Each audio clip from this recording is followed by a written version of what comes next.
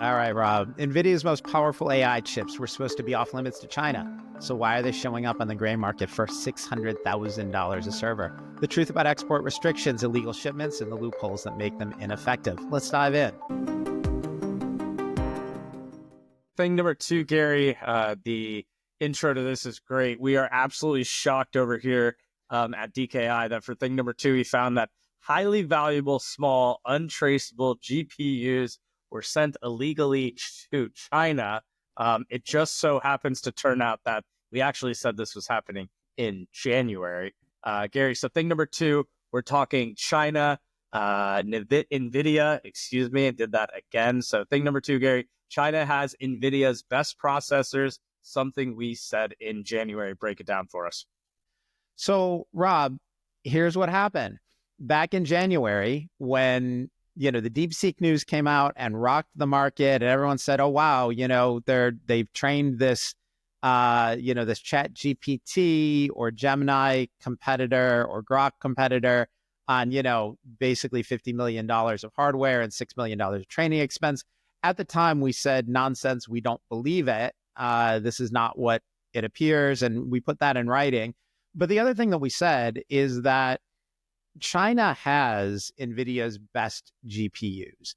The fact that the U.S. put export restrictions in place did not stop them from acquiring at least, tens of thousands of these GPUs. In addition to that, there was always the possibility that China was renting use of the best Nvidia chips on foreign server farms, which is something that you can do. The point of all this is, it's really hard to stop this kind of activity. And servers using Nvidia's last generation Hopper GPUs, which are still subject to export restrictions, are selling for $250,000 in China. That $600,000 number we were talking about before is for the newest Blackwell powered servers that have multiple Nvidia Blackwell chips in them, probably, 8 to 12 of the Nvidia Blackwell GPUs in there. That's, what you get for $600,000 on the gray market. Gary, with these export restrictions, how is it so easy for these Chinese firms kind of evade these restrictions and get around these types of things? Well, first of all, Rob, there are millions of these Nvidia GPUs out in the world. And it's worth pointing out, it's not like you got to move something the size of a cruise ship or an aircraft carrier, right? It's a server, it's a computer, it's a thing that you could pick up in your hands and transport. So, and there's really no way to stop it. When we're talking about something that is physically small, untraceable, and has a gigantic price point on it, like think about it. If you wanted a $600,000 server, the cost of shipping that box from a third country isn't really meaningful, right? So this was always going to happen. The thing I find really interesting about it is China has a tendency to be very critical of everybody else's ethics while ignoring their own.